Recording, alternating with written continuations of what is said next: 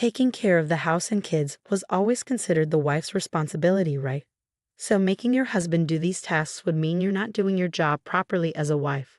My mother-in-law couldn't accept the idea of her son doing any housework or childcare. She believed that since he provided for the family, I should handle everything at home without complaining. I felt helpless in the face of her anger. I couldn't even speak up to defend myself. She reminded me that I owed everything I had to my husband and called me ungrateful. She even criticized me for not doing the laundry myself, saying she wasn't a maid. My husband didn't stand up for me, which hurt even more.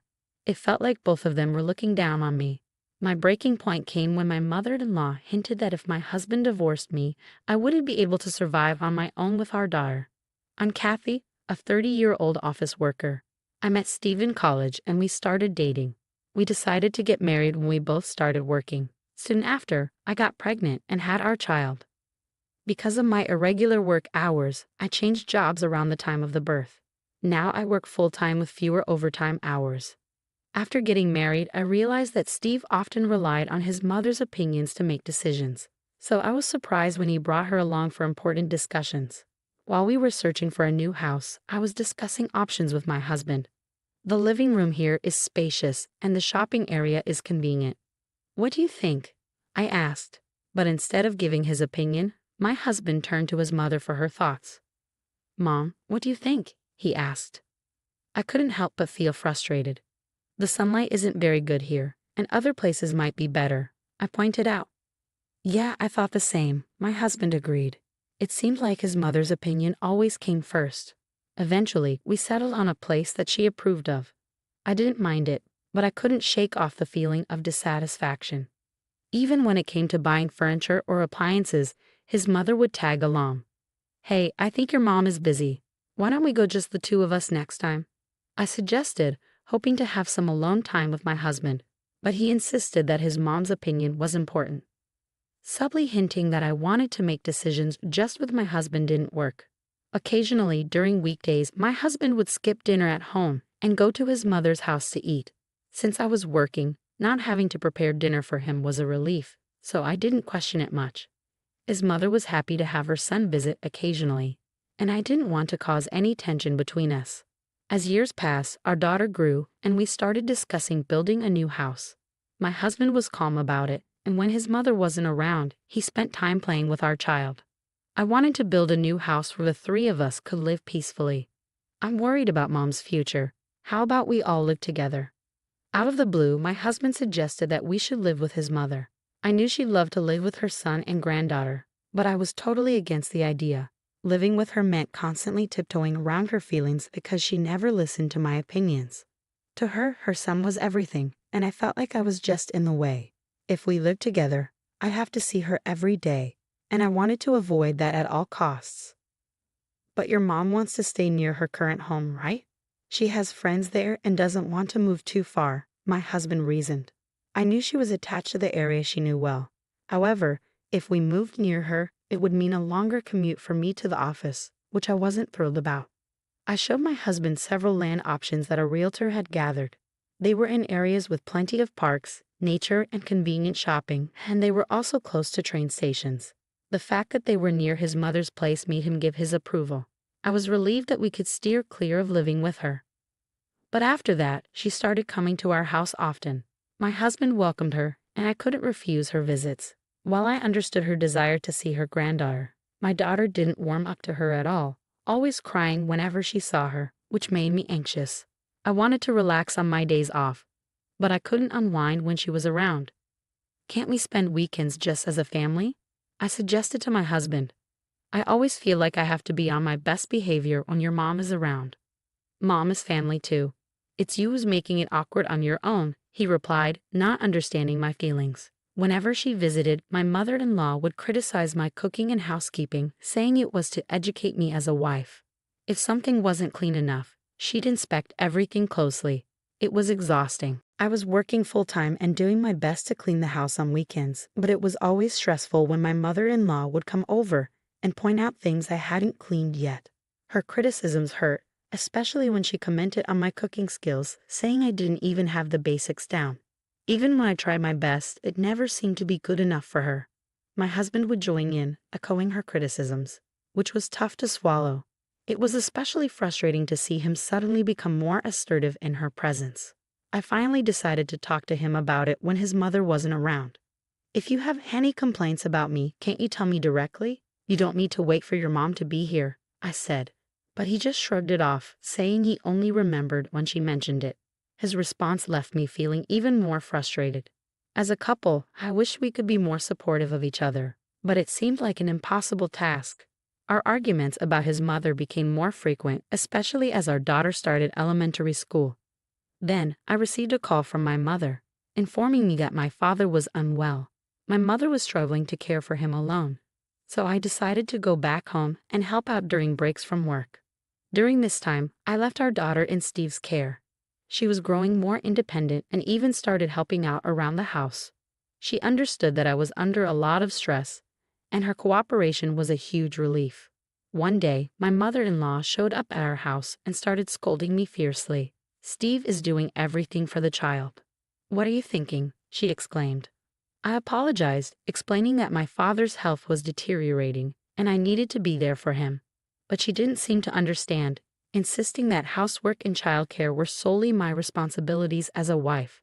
She even suggested that if I cared so much, I should handle those duties first before anything else. It was clear that she didn't share my belief in prioritizing family in times of need. Her fierce demeanor left me speechless. She couldn't accept the idea of her own son doing housework and taking care of the kids. "Who do you think earns the money you live on? Don't forget that you owe it all to Steve. You're really ungrateful," she scolded me harshly, while my husband stood by silently, offering no defense. It wasn't like we solely relied on Steve's salary. I worked too. But my mother-in-law insisted that everything was thanks to him. There were times when I had no choice but to ask Steve for help, especially with tasks like laundry. But even then, he seemed to harbor resentment, especially knowing how angry his mother would get. As I juggled housework, childcare, and caregiving, Steve's treatment of me worsened. I wanted to handle the housework myself whenever possible. But when I truly couldn't manage, I asked him for help. "At least take care of your own things," I pleaded. But he seemed oblivious to my feelings, retorting, "Isn't that what a wife is for? Why should I have to do it?" Despite earning less than him now, Steve acted arrogantly, reminding me that if we divorced, I couldn't live with our daughter. My salary had decreased when I changed jobs, and I had prioritized it to have less overtime because our child was young. Steve started making unreasonable demands, even threatening divorce over trivial matters. "If you really want to focus on caregiving, clean the house spotless every day before you go," he'd say, fully aware that I couldn't manage that with my full-time job. He criticized the meals I prepared, saying the variety was too small, and he refused to eat store-bought ready meals, adding to my exhaustion from cooking elaborate dishes. Since then, I started taking our daughter with me when I visited my parents' house, no longer expecting anything from my demanding husband.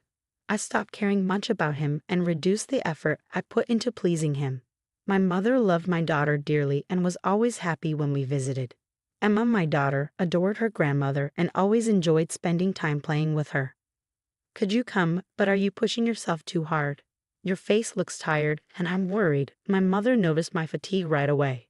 "It's okay, Mom. I'm really relieved that you can take care of Emma," I reassured her, feeling guilty for relying so much on her during this time.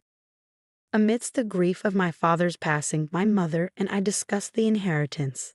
It turned out that my father was wealthy and owned several properties, including the mansion we called home.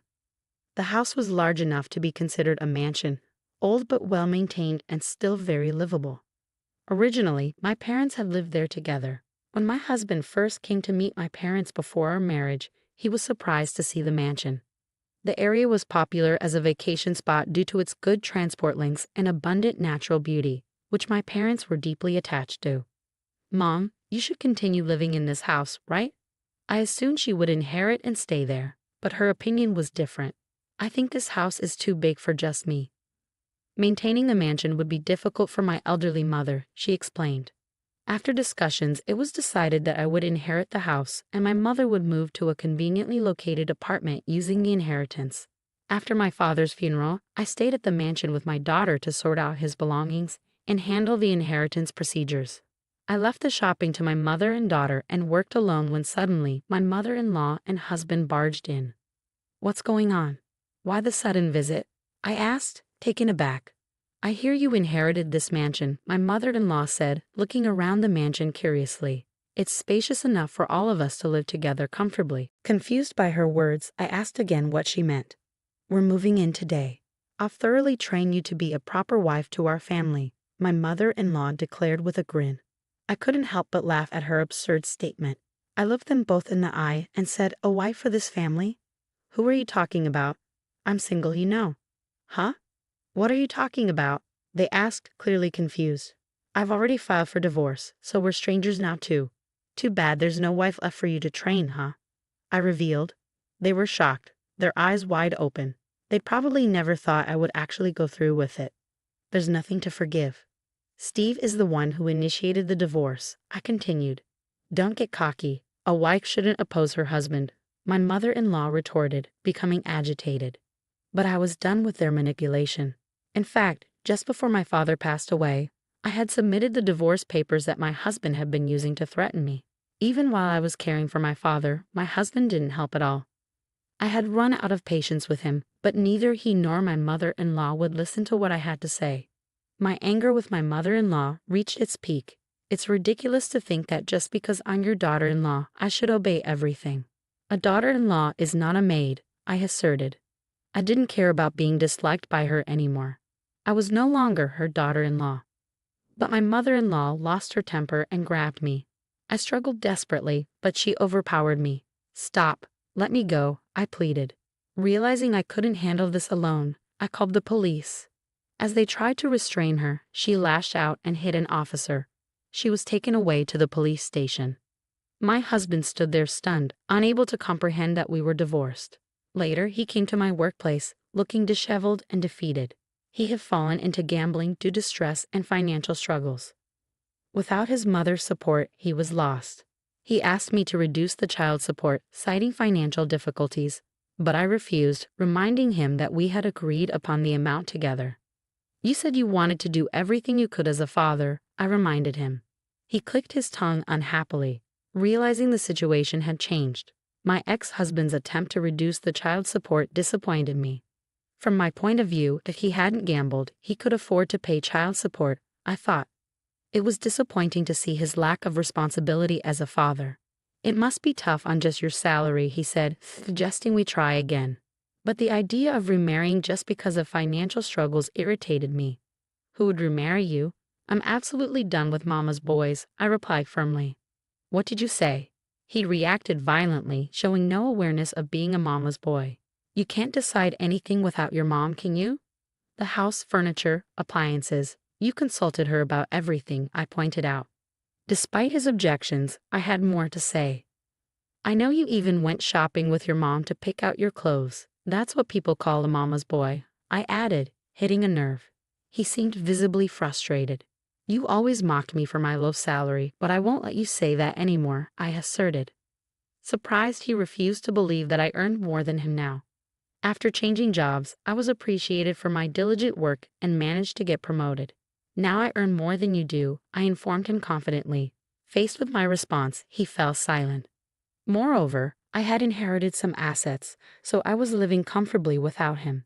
Now I don't have to be forced to do household chores, and I no longer have to deal with a nagging mother-in-law, which is very comfortable, I added. He then suggested sharing the mansion and other properties I inherited. "Sorry, but you have no rights to them," I explained. "It's all your fault for filing for divorce on your own," he blamed me.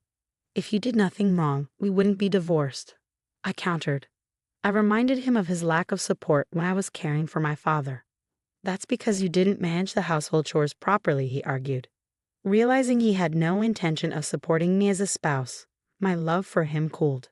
"It's unreasonable for me to work the same hours and still be the only one handling housework and childcare," I argued. But he insisted. "Housework and childcare are a wife's duty. It's wrong of you to push that onto your husband." No matter how much I explained, his mindset wouldn't change. It seemed like the influence of his mother from his childhood still lingered. My ex-husband, who caused a scene at my workplace, was escorted away by security. Later on, both he and his mother found themselves in a tough financial situation, and had to sell their family home. They moved to a rundown apartment and struggled to pay child support while battling their gambling addiction. Despite their hardships, they couldn't break free from the cycle. As for me, I'm focused on my work, and with my mother's support, I am happily living with my daughter. I've noticed that I smile much more now, which brings joy to my daughter as well.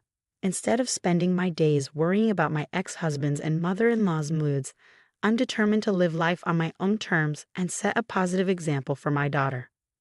Now, I must raise my daughter by myself, and this situation has made me realize the importance of parental education. I want to instill in my daughter values of compassion, empathy, and helping those in need. No matter how tough things may get, I've decided to face them with a smile.